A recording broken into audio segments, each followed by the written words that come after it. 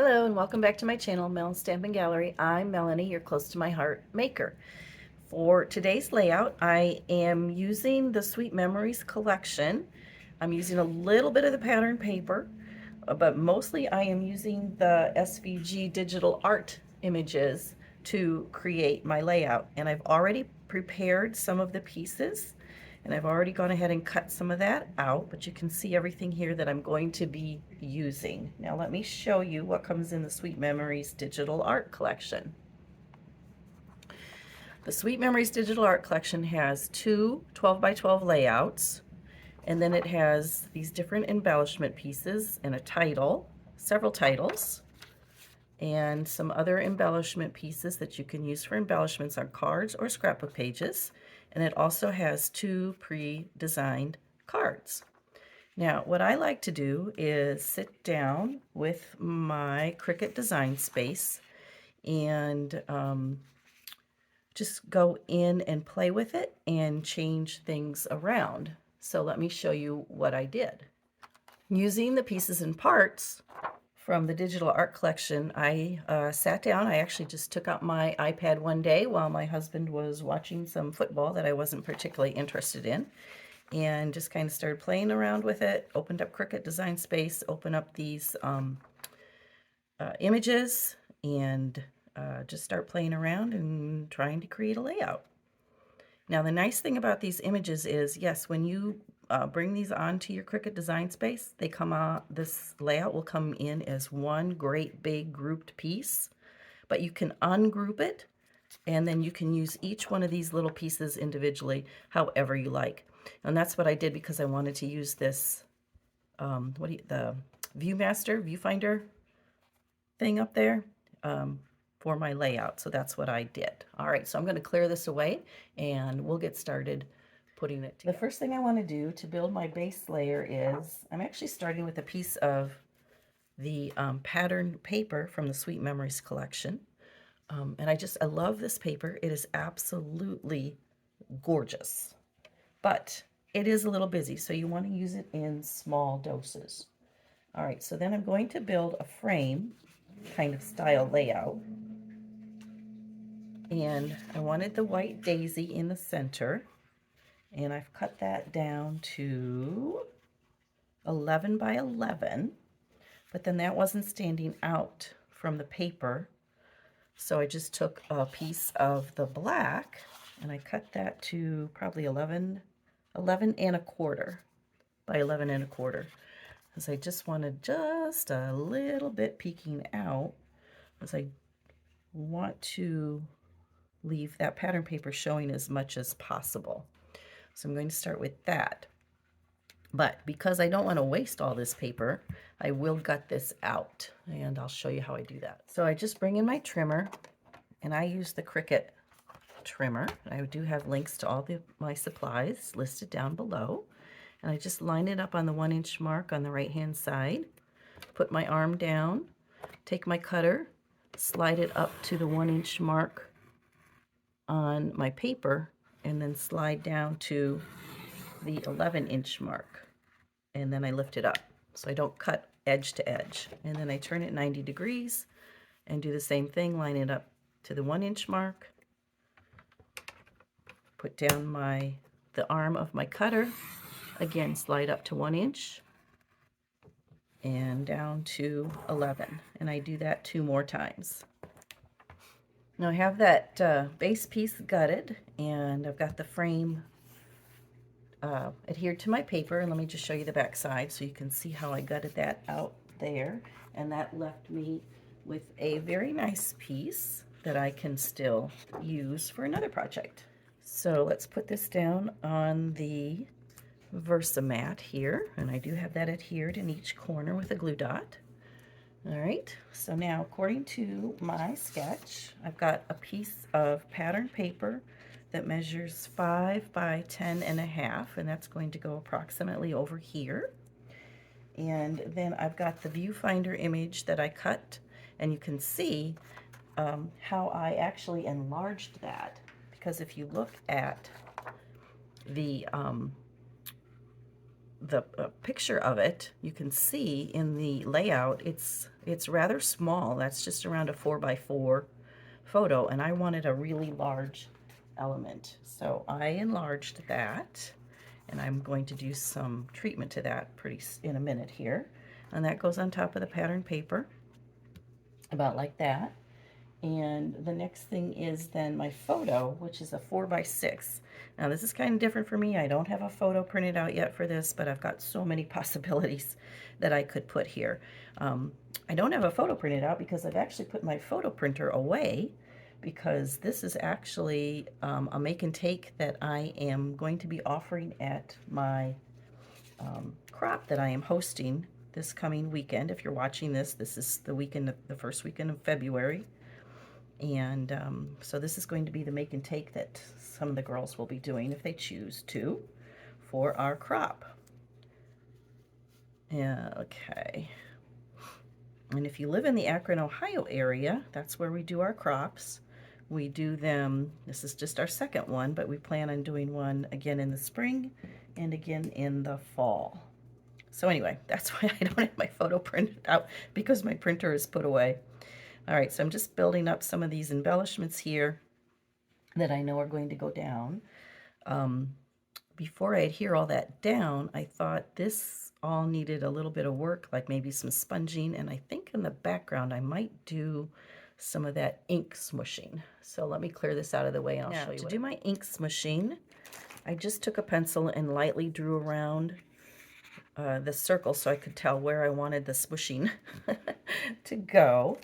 But to do that, and some people call this the packaging technique, but I like the effect that it gives. So I'm going to use my Mink, and I've brought in my all-purpose mat for this.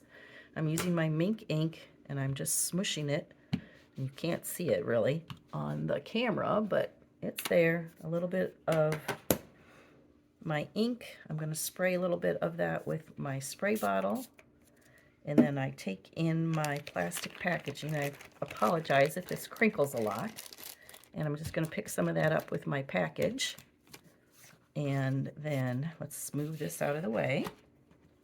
Put this over here.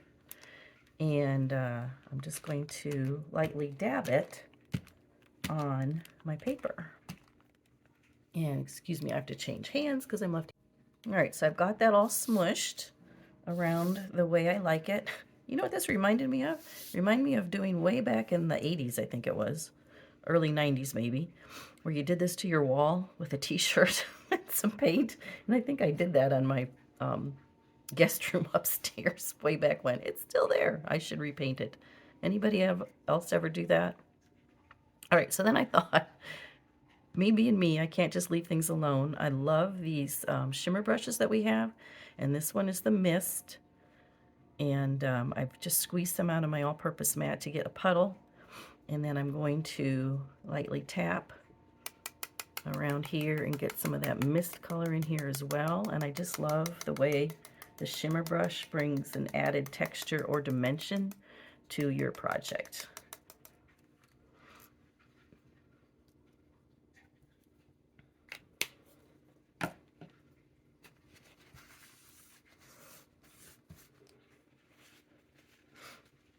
Look at that.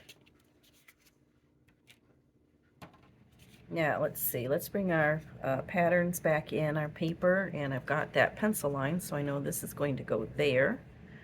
And yeah, see how that makes that just stand out? But I think we need to make this Viewmaster thing stand out even more. So you know what I'm going to do, probably, don't you?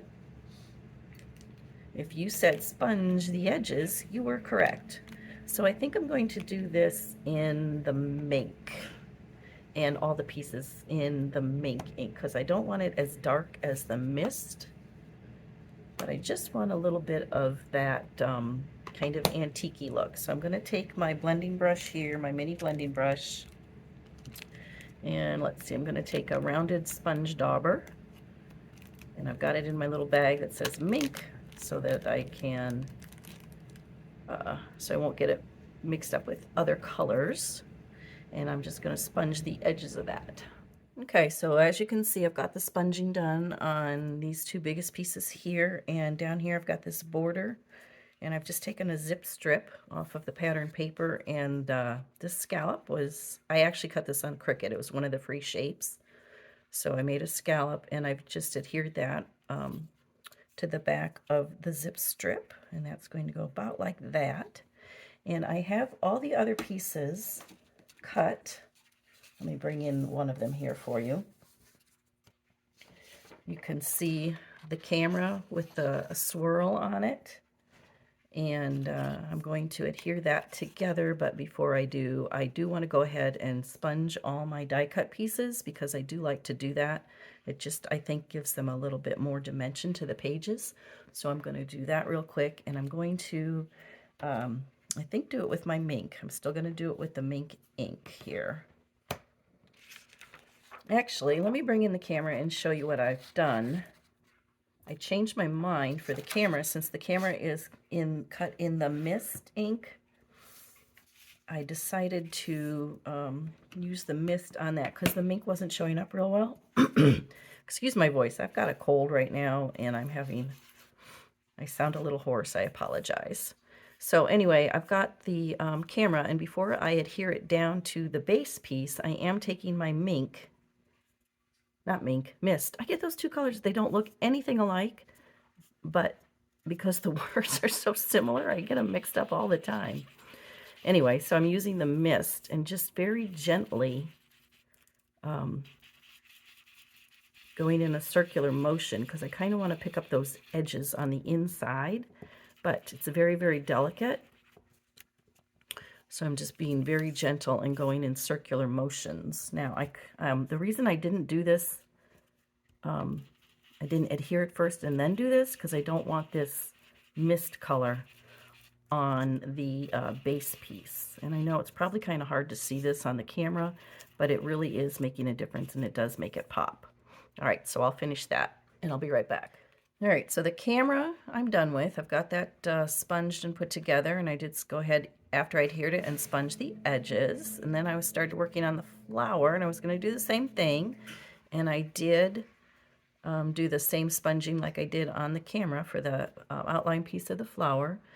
But then I thought, let's see, close to my heart, excuse me, cardstock has a white core, and I thought, what if I sand the base piece for the flower, and that will give it a little bit of added dimension. And I really like the way that's turned out with the sanding. So let me show you how I did that. So I think I'm going to do it. I've got these two little leaves to do here, and I did the one, and I did that. It was already adhered together on the background piece. So let me show you the before and the after. I like that. So let's go ahead. I'll show you what I did. I have a sanding disc that I can just adhere to the Velcro on my my tool here. And these are really cool. I think, was it Jessica or Katie? One of those two, maybe both of them. I first saw do this with these sanding discs, and I really like this idea because I use this a lot. So then I'm just going to lightly sand the leaf, not the whole thing, but just enough to give it a little bit of added texture. And I haven't decided if I'm going to sand those yet or not, but then you just wipe it up, get all the dust off of there. And I like how that gives a little bit added texture than just the sponging alone. I like that. All my pieces are sanded and sponged. Oops, forgot to glue this one together. So let me just do that real quick for you. I'm just going to take my Barely Art Precision Glue and adhere that down. So while I do that, I want to take a minute to thank you so much for joining me today. I really do appreciate you taking time out of your day to stop and visit. If you like this video, please be sure to give it a thumbs up. And if you haven't already, be sure to subscribe. I do try to, and you want to hit the notification bell because I do try to post at least once a week, sometimes more. And yeah, if you like techniques and scrapbooking processing videos, then yeah, be sure to hit that like button, because then that'll tell YouTube that you like these kind of videos, and it will put more videos out there for you to watch on your channel. And it also helps me too, helps my channel grow. And don't forget, leave a nice comment down below if there's something you liked in particular, or if you have a question, something you weren't sure about, please be sure to drop me a comment down below. All right, so I really like how that's coming out. Let's clear all this up and let's start putting the layers all together. That's about where all that's going to go. That's about where that's going to go.